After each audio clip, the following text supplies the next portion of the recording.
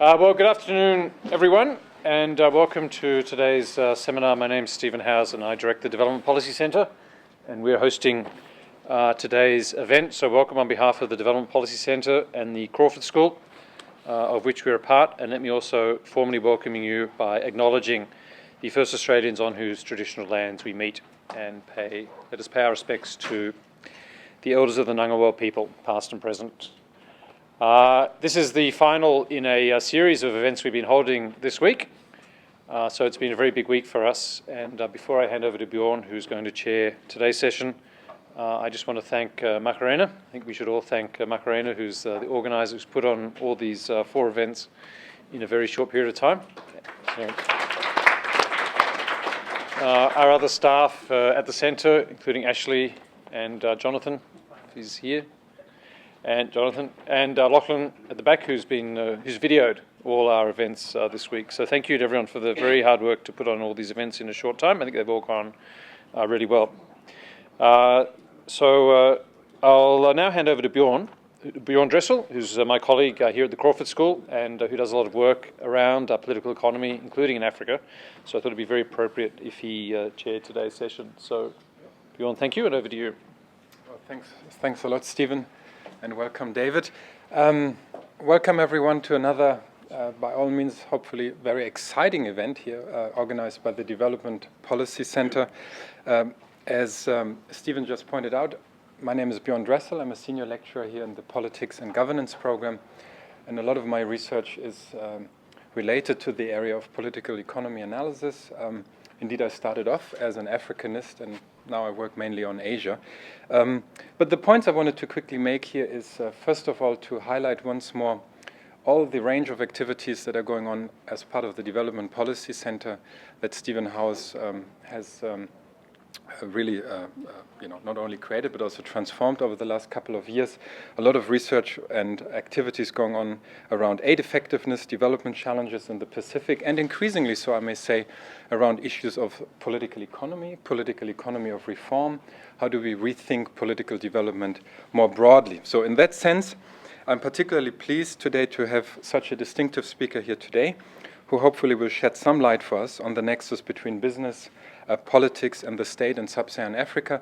Not only a topic area we often don't hear much about, but I would say also in terms of the geographic focus, the Crawford School really has to beef up a bit its capacity to talk about the state in sub-Saharan Africa and dynamics in sub-Saharan Africa, which links up, of course, quite nicely to Monday, when we have a major event going on around African politics, African business, and so on and so forth.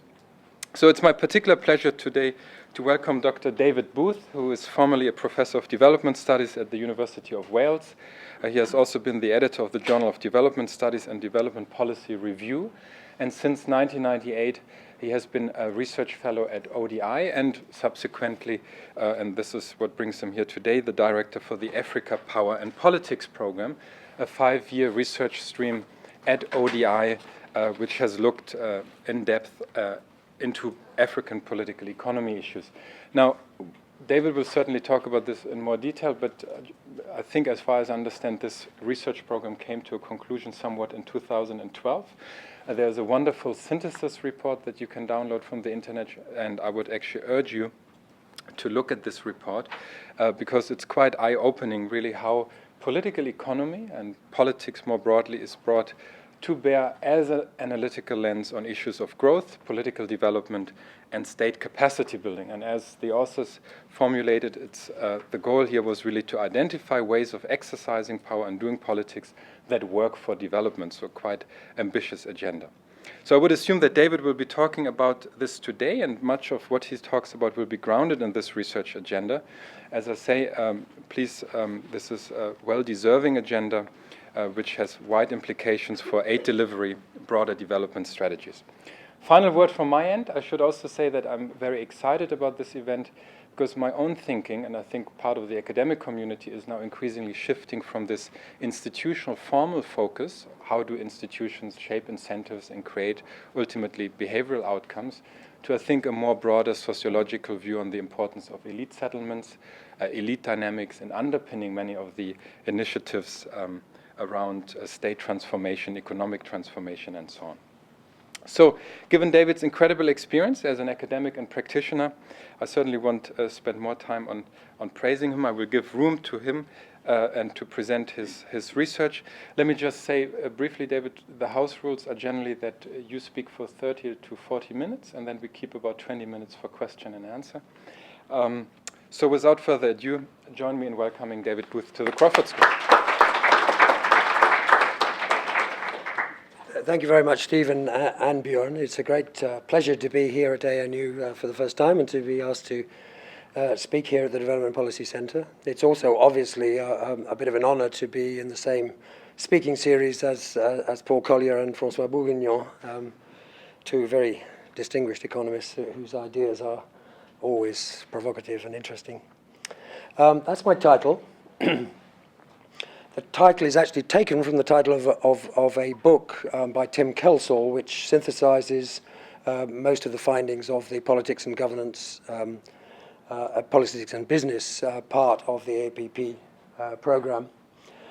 The book and this presentation challenge orthodoxies in two particular fields: the field of current economic growth in Africa and what it means, and governance, and in particular the program of promoting good governance in Africa, which has been so influential over the last quarter century. That's the Tim Kelsall book, available at a reasonable price from Z Books of London. And that's the synthesis report to which Bjorn referred, which is downloadable. To a degree, I'm also drawing on a joint statement which was published last year by a group of 5 research programs, including the Developmental Leadership Program, putting over the fairly considerable number of propositions that we think we agree on across a set of 5 programs. Agreement of that kind is actually rather rare in the social sciences, and as a consequence, some people have paid more attention to us because we've sort of broken with the usual pattern of trying to differentiate one's own message as much as possible from the next message. So 2 problems are the starting point for this discussion. I mean, one is about economic growth. Africa is now, as you will be familiar, I think, is now getting fast economic growth as a routine matter. That's been sustained already over nearly 10 years. And in 2010, there were a couple of influential publications which sort of highlighted and trumpeted that achievement. The report by the McKinsey Institute called Lions on the Move, and a similarly titled book by Stephen Radelet, which identified cheetah countries, which were at last beginning to show that Africa can do what Asia has done in the past. The growth is real. And as Radelet showed, it's not just driven by the commodity boom stimulated by the rise of China. Nonetheless, various people since 2011 have been making the very important point that economic growth is not development, that in addition to high rate of increase of gross domestic product, you need structural change, and you need the kind of structural change that arises from improvements in productivity in key sectors and the acquisition of new technological capabilities by at least some sectors of the economy. And among those making this case was Justin Lin, who I see is also speaking here in the near future. People like K.Y. Amoako, who is one of the more senior African economists who came through the Economic Commission for Africa and organizations like that, who has a center in Accra, Ghana, which promotes the idea that economic transformation is the thing that is now on the agenda. And the reports of the Economic Commission for Africa for now a couple or 3 years have been making the point: fast economic growth, great. Poverty reduction in some of those places, although not all, great, but the new agenda needs to be transformation. What's the difference? It's basic textbook development economics that development is growth plus structural change. Structural change needs to be the kind that results from an improvement in the productivity of agriculture, not the kind that arises when you neglect agriculture and allow the service sector to become the only dynamic sector of the economy, along with natural resource extraction. And something that was much debated long ago in the 1970s and produced a considerable consensus at that time, but has been largely forgotten, I'm afraid, because we have very short memories in the development business. The way to get equitable development is to make sure that your economic growth has the right structure and that the right sectors are growing. For poor developing countries, that is the realistic way to get poverty reduction, not to maximize growth and then redistribute later. And you won't get that unless you pay serious attention to smallholder agriculture and incomes in that sector. Okay, that may well be fairly obvious and straightforward to you, but there are some implications for those of us who work on governance that are not, I think, completely self-evident.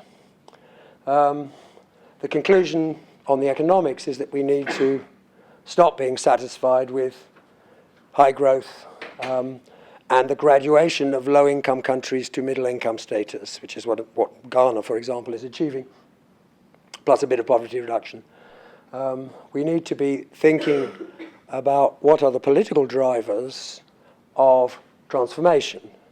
I think we know what what transformation entails at the policy level. It involves investments in infrastructure, big infrastructure investments for transport, power, and other things. It involves the political system or somebody in the political system being able to make credible commitments to investors that if they put in a big investment with a long-term payoff, they will in fact get the payoff. And their resources won't be expropriated in some sense or another.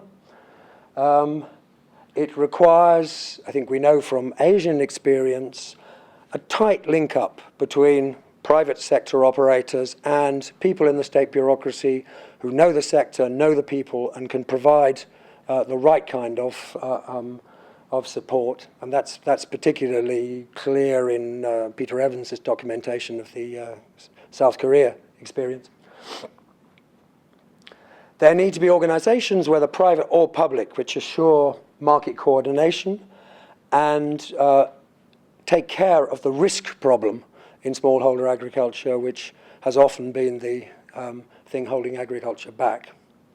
So the requirements for economic transformation are not many, but they're quite challenging for politicians in developing countries.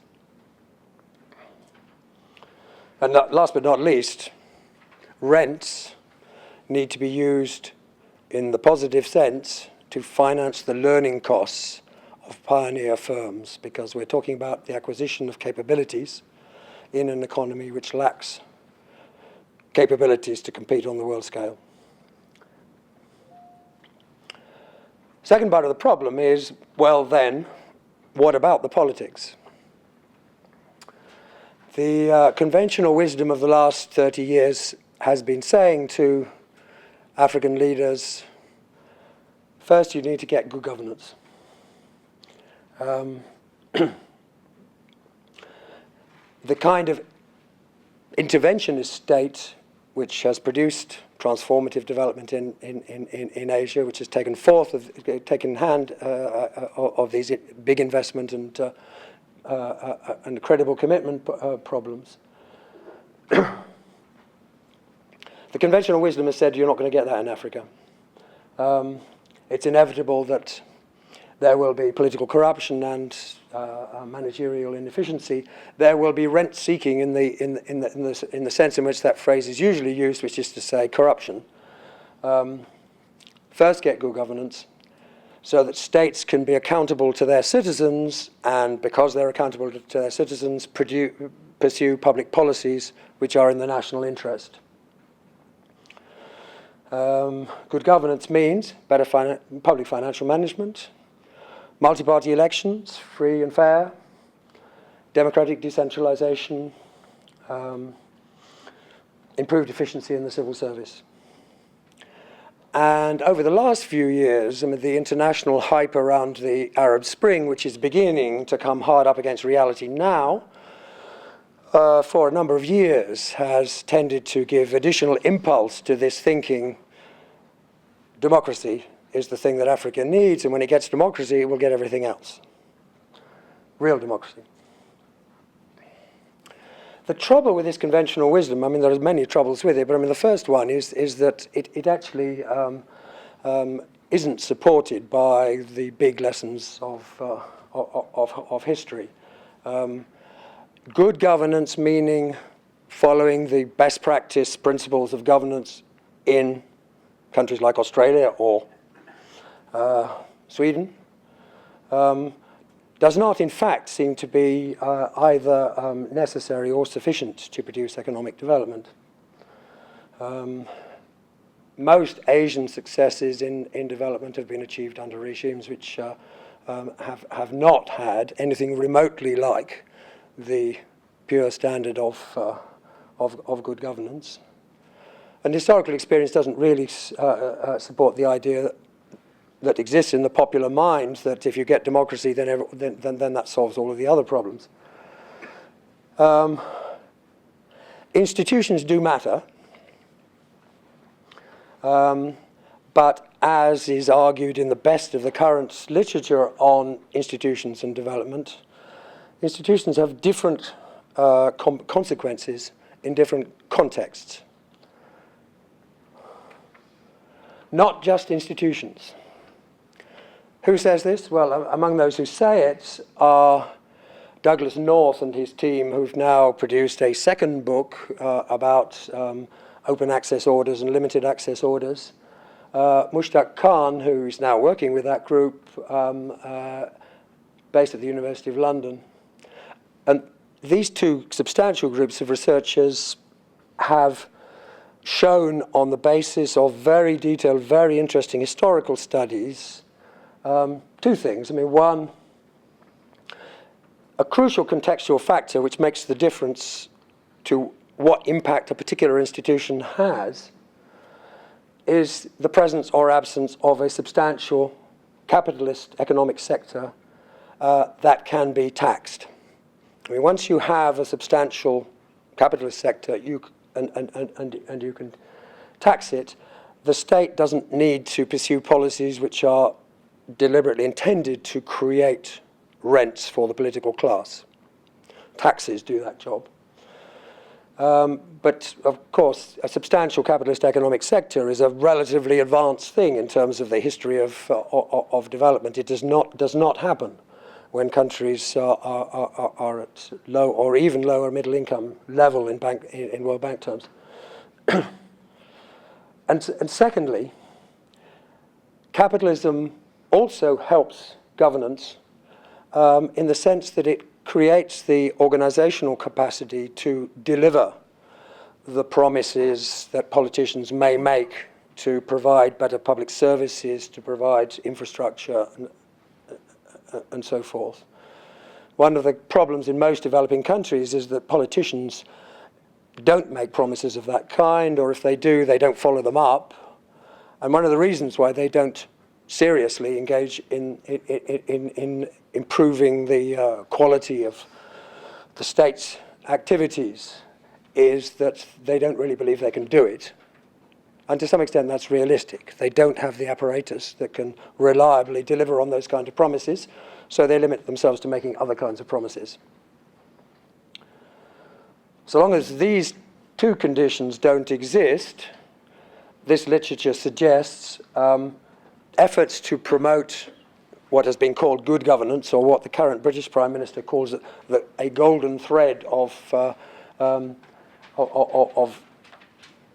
what's his phrase? Golden thread of adequate institutions. That will have unanticipated consequences, and the consequences will not be good for development.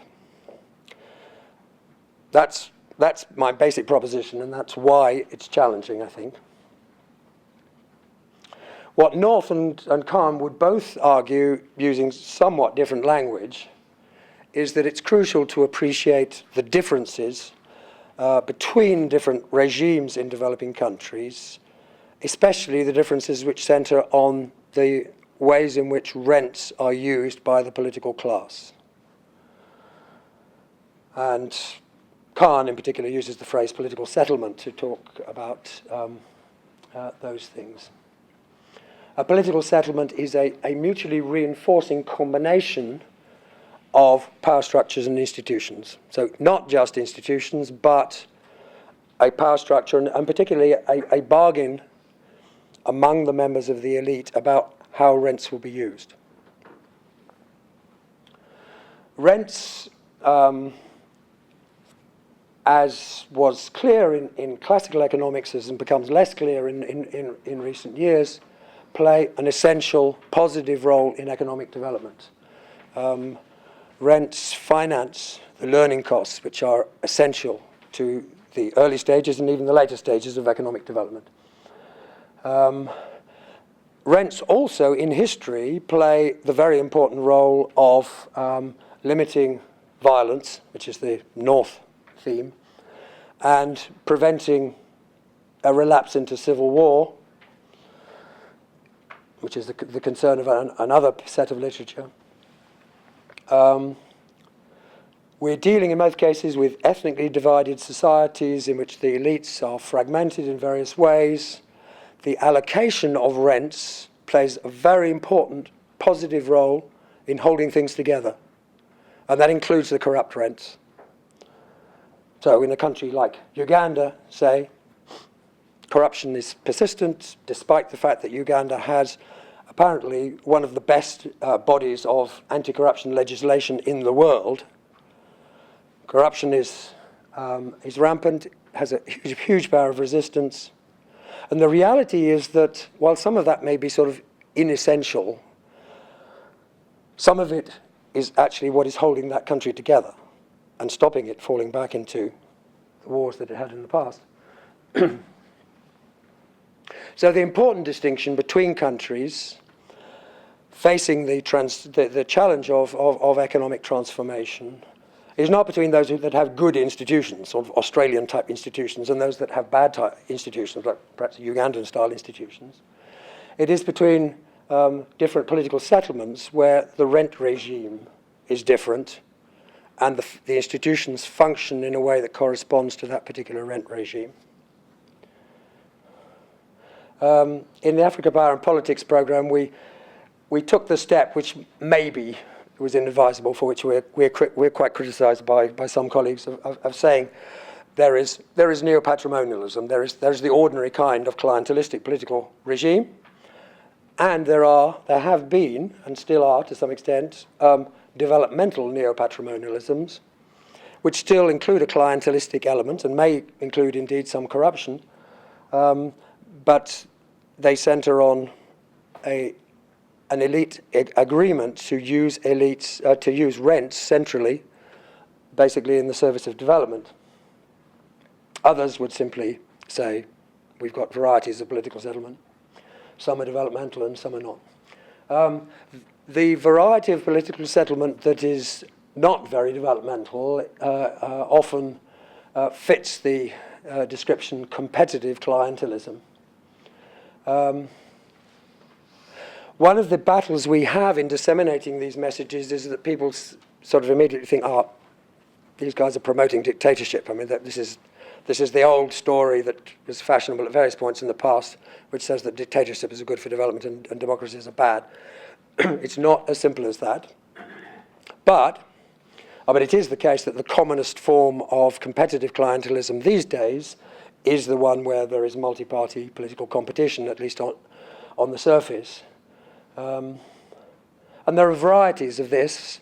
There are elite bargains like the one that you have in Africa, in Ghana, and in Asia, in Bangladesh, where there is a sort of tacit agreement among the major elite groups that they will alternate in power. I mean, there are two distinct political traditions. There is a notion that if there is a fair alternation in power, each group can rip off the state happily for their period, and the others will get their reward next time round. There are other cases which would include Tanzania and Mozambique in Africa, and perhaps Malaysia in Africa, in Asia, where, although there's a multi-party system, there is actually one party which has been in power most of the time. In which case, the competition is often around factions within the party and the supporters of different presidential candidates, but it's still competitive, and it still involves rent payoffs of the same general sort. And then there are one or two others who have neither a multi-party system nor a dominant party system, which is not necessarily very good either. The common features of this broad group of political settlements is that there is a lot of rent generation, including artificial rent generation by awarding monopoly positions to particular actors. This is mainly used to reward supporters and punish enemies.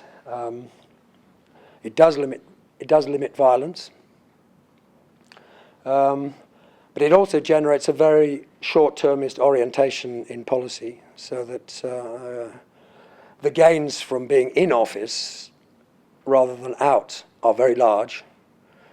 The electoral cycle is short, 4 or 5 years. Politicians are very focused on making sure that they're not one of the lot that gets out the next time around. Which has the effect that big investments that are of high national interest, such as electric power generation from hydropower, tend to get neglected. And other tasks which are not necessarily so huge in scale, but are difficult and have a slow payoff, like having a serious agricultural support program for smallholder agriculture, that also gets neglected. You get the grand gesture, but you don't get the serious work to create public agencies which can really do the job. Policies are often shaped either to serve the needs of clientelism or to please the donors and keep the money flowing in.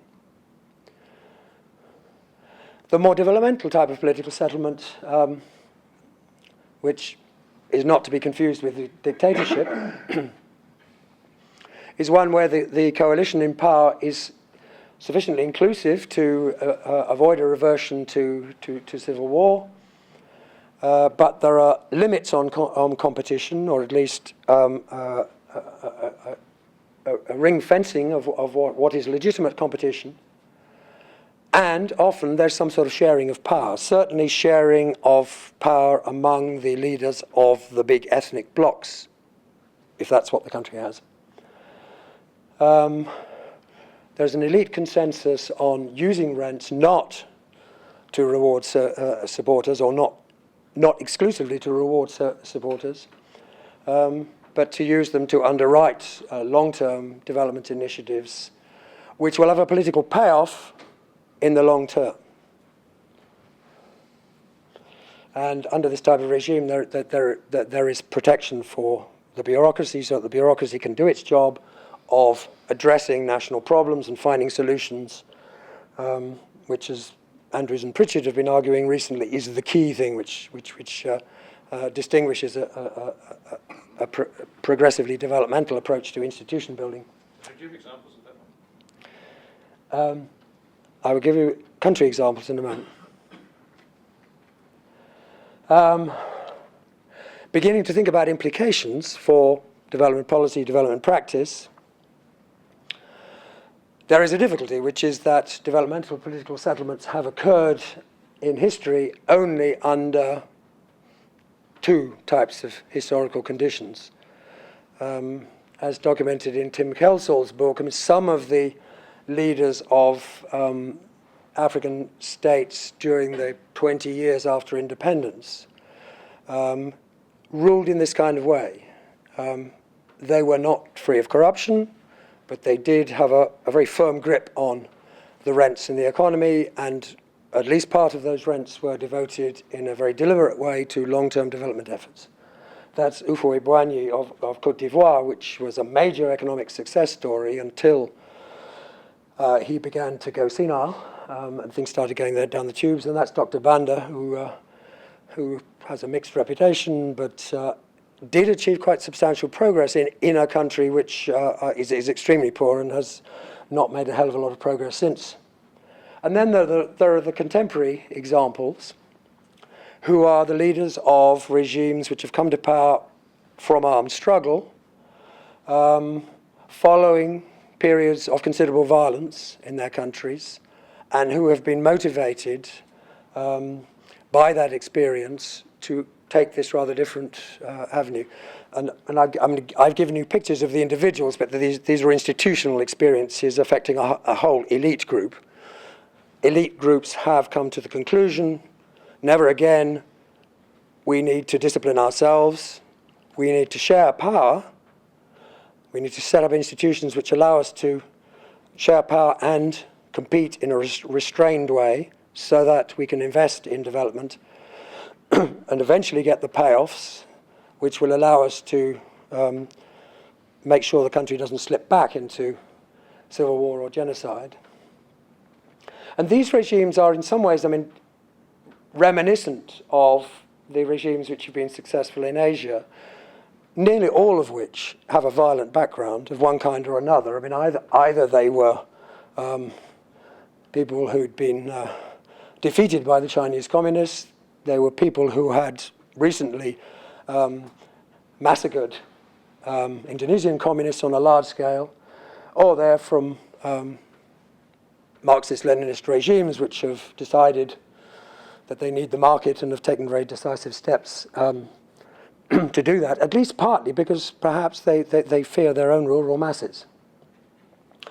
So one of the difficulties, it's not really a difficulty with our argument, it's a difficulty with the real world, is that the scope for this more developmental type of political settlement in Africa may be limited because the conditions for it are not there, and to some extent it's a good thing that they're not there.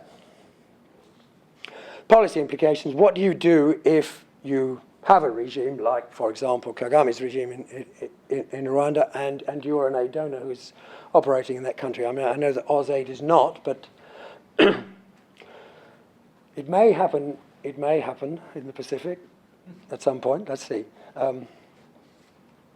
We would say, when it happens, acknowledge this distinct trajectory and have firmly in your mind that this is actually the way that development success has been achieved in the past in other very poor regions of the world. Recognize the originality that there is in the way that a regime has constructed itself.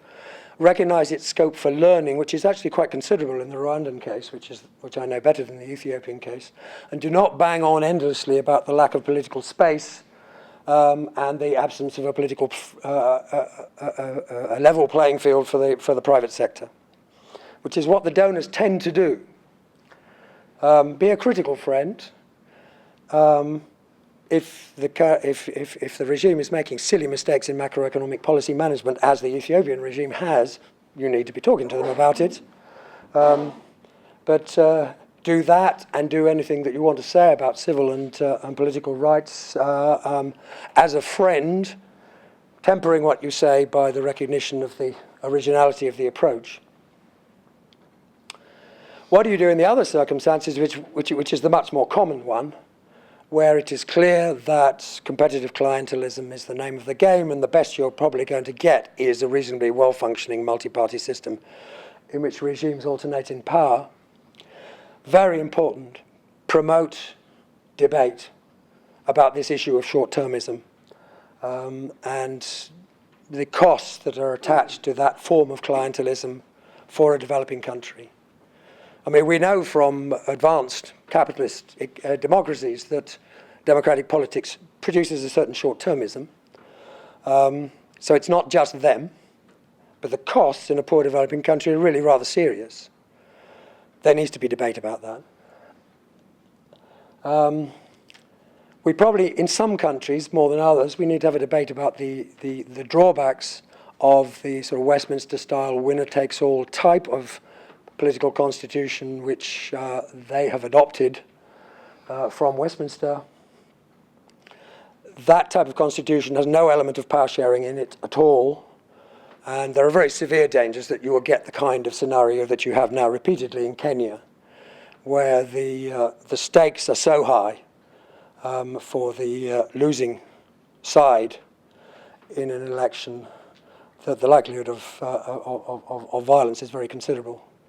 And that in turn enhances the tendency of the incumbent government to think to the short term and to pursue policies which ensure that they don't lose out next time around. Very bad for policy quality.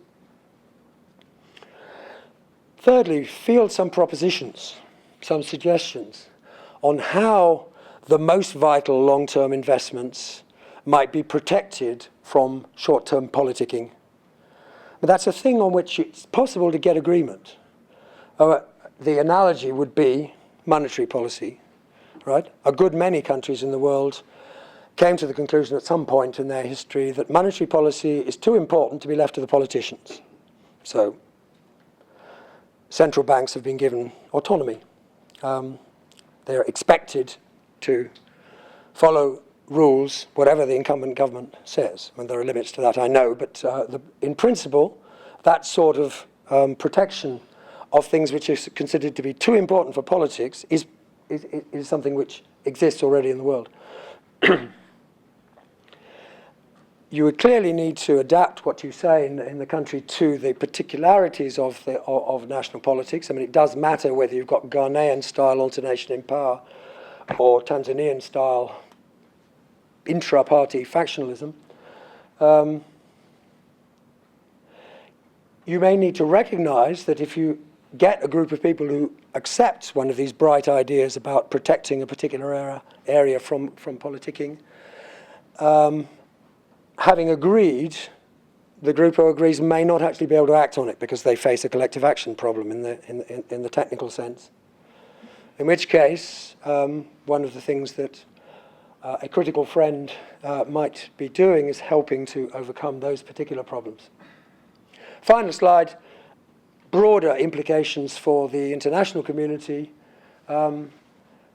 We all need to be more humble about this question of what works for development, to be much more hesitant about prescribing what we think has worked. We need to be very aware that in history, all good things do not go together. Just because democracy and respect for human rights are a good thing doesn't mean that you're necessarily going to be able to get those and progressive social and economic change without any trade-offs between the two. We need to resist global bandwagons. I mean, the Arab Spring thing is a classic. I mean, I think the way that became a global bandwagon for the power of the streets and the potential of democracy has been very damaging in the Middle East, but it's also been damaging in Africa because it's sort of further enhanced the good governance message. In all cases, we need to take painstaking efforts to understand what is happening and what are the limits of the possible in particular country settings. Where there is a potential for them to develop, we need to support political settlements for transformation, and that should be the approach in low-income and middle-income countries. We need to do all this decisively and imaginatively. And as part of this, a priority task is identifying potential coalitions of change, but being mindful of the possibility that they may face collective action problems. And to a donor agency audience, I would be saying, if you can't do it yourself, because of the constraints that you work under, get somebody else to do it. Delegate, fund them. Thank you very much.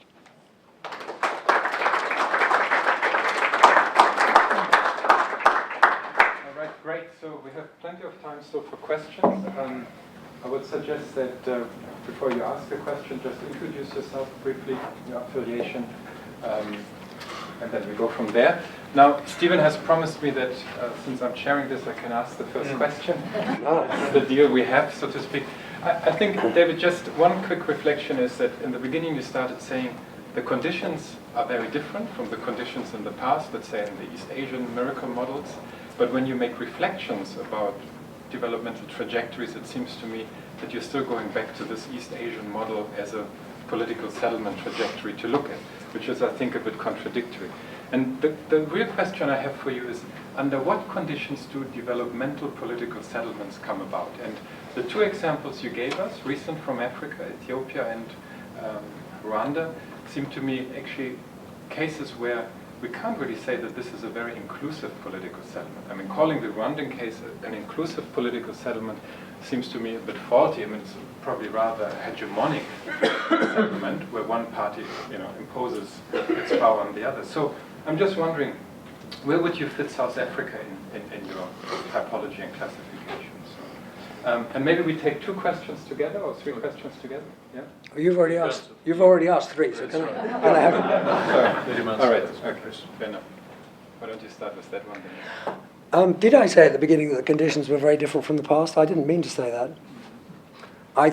I'm not sure that is true. I mean, well, globalization seems to be a big change. Yeah, I mean, in particular, the rise of China has certainly sort of transformed the conditions for African development in some important ways. But whether that has made Asian lessons, particularly Southeast Asian lessons, less relevant, I'm not sure. I don't think so, actually. And tracking development, which is what my sort of partner here, the Dutch-led project which compared Southeast Asia and Africa, looked at the question of whether the global context has changed so much that one would want to stop drawing lessons from Asia to Africa, and came to the conclusion, no, they haven't changed that much. And in fact, some of the most spectacular Southeast Asian successes are those of Vietnam, which have been achieved in the last 25 years, and not earlier, in conditions which are exactly like those faced by Africa. In fact, I mean, Vietnam's achievements are very largely about taking away market share from African countries in coffee, palm oil, cashew, and so forth. So I don't buy the argument that the global environment has changed in ways that make the remedies for Africa different from the remedies in the other countries. What I did say is that Korea maybe had endowments from the past in the education sphere, for example, which favoured it. But I mean, that was the exception to the general pattern, which is, I think, that the endowments were pretty similar, circa 1960.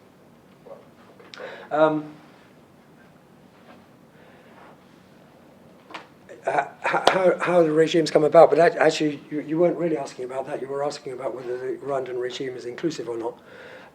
So let me start with that. The political settlements literature, or at least the best of it, is about the sort of minimal conditions under which civil war is avoided. I mean, Stefan Lindemann is the person who's wrote best about this, I think. What are the minimal conditions under which civil war is avoided? The minimum conditions seem to be that the elite is sufficiently inclusive that there is no big ethnic bloc that's going to make war against the central state.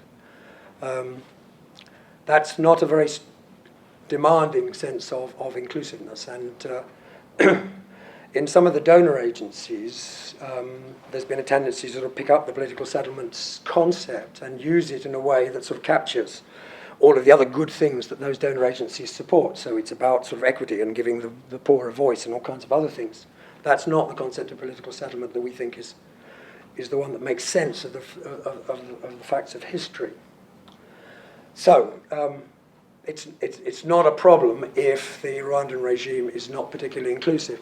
But actually, close study of Rwanda is one of the things that our research program has allowed, which has been extremely interesting. And actually, the Rwandan regime gets a very bad press on a whole series of things. And the extent to which the government is a power-sharing government is understated in most of the journalistic reporting and some of the academic literature on Rwanda. I mean, governments in Rwanda are a coalition of the RPF and how many? 7 other parties, I think. Small parties, but there is a sense in which they do include all parties which are committed to the same basic vision, which is that we don't want under any circumstances to go back to ethnic radicalism. So in that sense, I think Rwanda does fit the broad description that we've given of a developmental patrimonial state. It fits it probably more clearly than Ethiopia does, because the it's not clear that the Ethiopian regime has dealt with all of the potential sources of renewed civil war. But the concept is not one that requires democratic participation, for example. Okay, I think because there are many questions, let's cut this short. Yeah, the two of you. Thank you very much. My name is Belinda. I'm a student at Crawford School in Capitalism. So I agree, I think, with a number of things that you say, particularly the statistics in Kenya, because I come from there. But I have two short questions. The first one is on the economic side. And I think rightly, as you had also put it, was North has tried to say developing countries don't get there because they're in a place he calls natural state, and they need to get to the open access society so that they can be able to benefit from issues such as economic growth and democracy as well. So, because the natural state has a lot of impersonal exchange, whereby it matters who makes the rules, other than the open access of the developed world where it doesn't matter who makes the rules. So given the high rise of institutional change in Africa right now, and a lot of legal reform that is going on, would you say this is one step towards getting to the open access society, which is going to maybe head to what you call competitive clientelism? And the second thing I think also is you indicated that we need to benefit a lot from the good side of capitalism.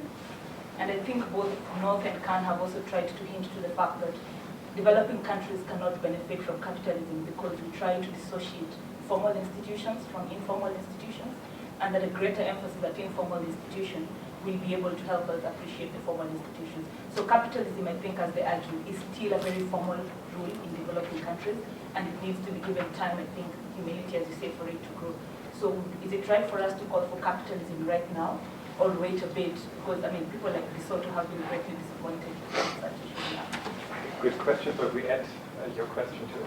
Okay, my name is Kate O'Shaughnessy. I'm an Africa analyst at the Office of National Assessments, and I've just finished working at the Australian Embassy in Ghana for the last 3 years, where I saw a lot of dynamism and really interesting things happening in the business community. So I was really pleased in your talk that you alluded to how nuanced development is in Africa, and I think that's a problem that we have in Australia, that we don't see that nuanced story.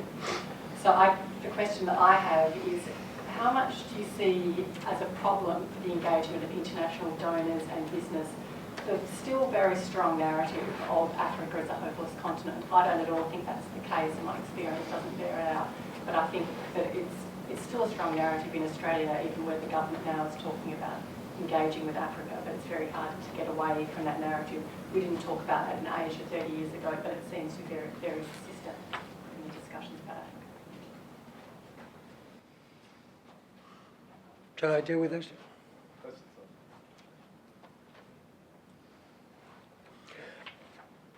Yeah, Melinda. Melinda or Belinda? Belinda. Yeah, you've been reading North, which is great. I mean, North doesn't actually use the word capitalism, I don't think, but that's what they're talking about, I think. They clearly do think that eventually one needs good, well-functioning formal institutions in both the economy and the polity. But I mean, what I take to be the central message of the book, perhaps they don't make this as explicit as they might have done, is that these things take a long time, and you can only move in steps.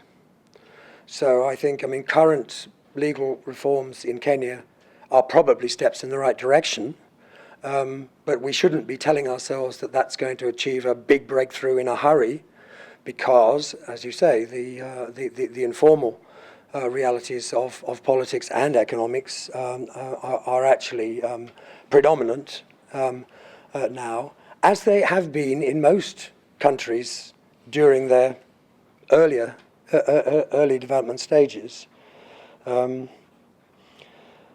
And yeah, capitalism takes a while to build as well, and De Soto maybe was a little bit over-optimistic about this. But I mean, what's interesting about Kenya is that I mean, the private capitalist economy with its links to the political system is very dynamic, and I mean, Kenya could actually move very fast if they could just sort out one or two particular things in the public policy field.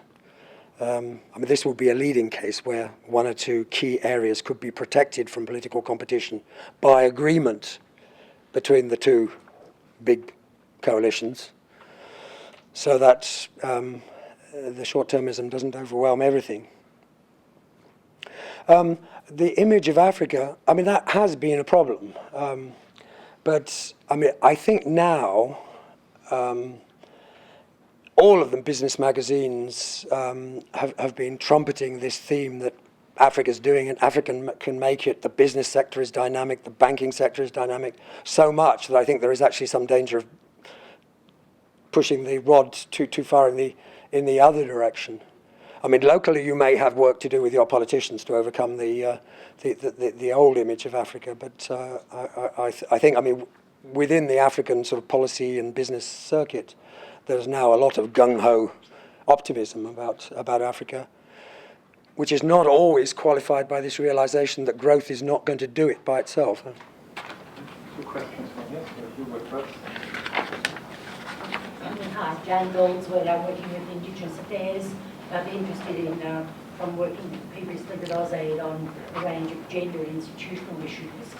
And looking at that statement about how the winner takes all, under the Westminster system, and perhaps looking at the argument that a more collaborative power sharing might be a more gendered approach to the way that this is happening. What are the role of women in either the parliamentary institutions or the bureaucracy in forming those sort of that thinking? I mean, maybe I can just illustrate that with the Rwandan example. I mean, one of the same thinking which has produced this formula where the RPF, the dominant party, but led by Kagame, only takes 50% of the cabinet posts, is also reflected in some very good gender quota policy, which has been extraordinarily effective in bringing women into Parliament and into the executive branch as well. And there's some quite young women in very prominent ministerial posts at the moment, the agriculture post, for example. And it hasn't been done with a huge sort of trumpeting of sort of gender ideology. It's been done quietly and as a sort of sensible, practical way of addressing the particular problems that the country faces, which includes sort of shortage of talent at certain levels. My name's Ben Day. I'm doing a PhD in international relations here at APPP, but I was just hoping you could expand a little on what your research means for donor policy. And I guess in particular, Australia is one of the donors who've been ramping up their aid to Africa. And a lot of the rationale for that is that Africa is the locus of the world's poor. But from what you seem to be saying there, effective interventions need a pretty sophisticated political analysis as well.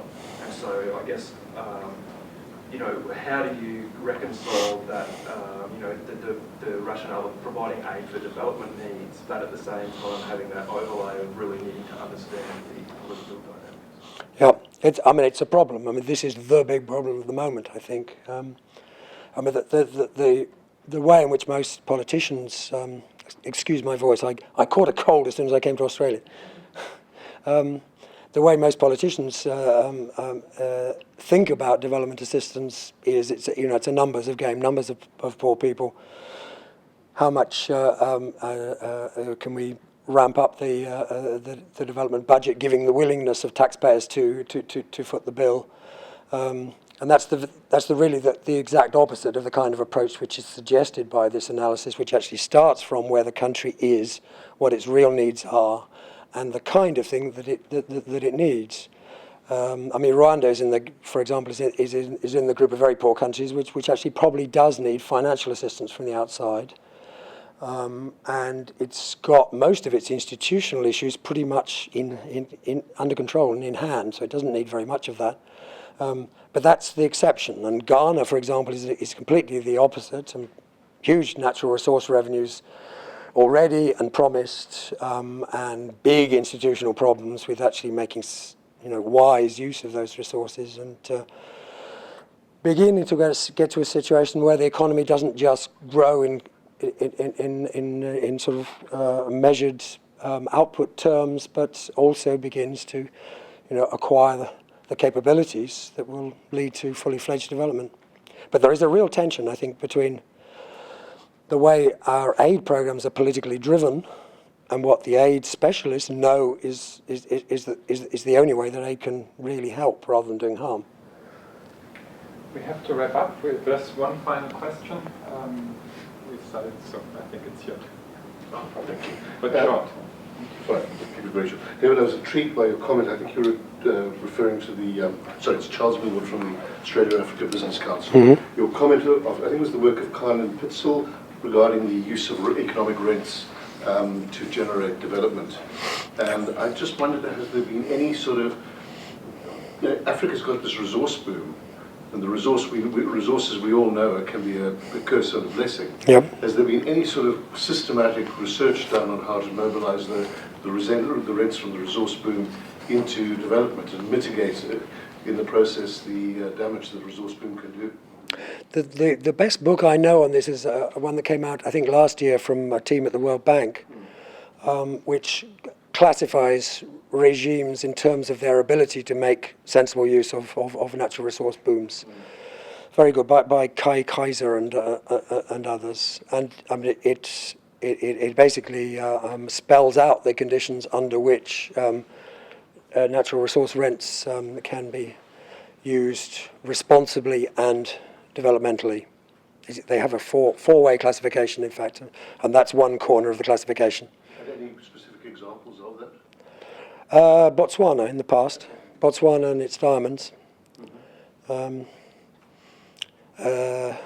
mean, you could say that Indonesia was an example in this sort of 60s and 70s. I mean, it's a question of making sure that the Dutch disease effects on the exchange rate don't destroy the rest of the economy. Well, exactly what I think. If you've got enough infrastructure products which suck in imports, you can mitigate the...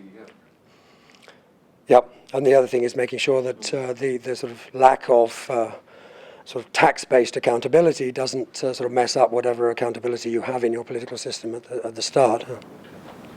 One final quick one.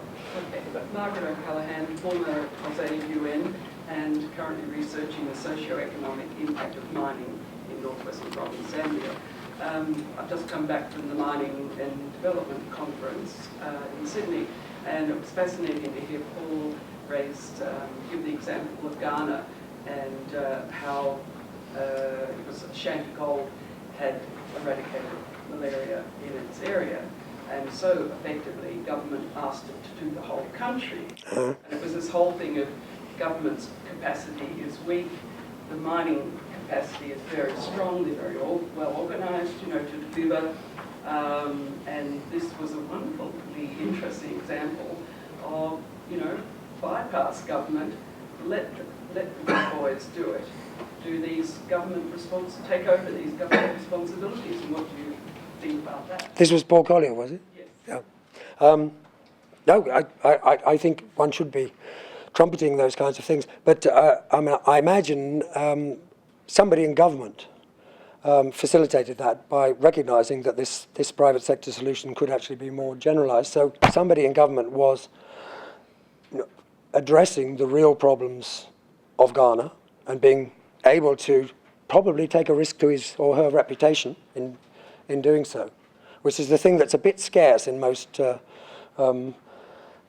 civil services in Africa. But it does let government off the hook, and this came up a number of times during the meeting. But maybe that doesn't matter too much at this point. I mean, if you can eradicate malaria, it makes so many other things so much easier that it may not matter that you haven't taken a step forward in government accountability.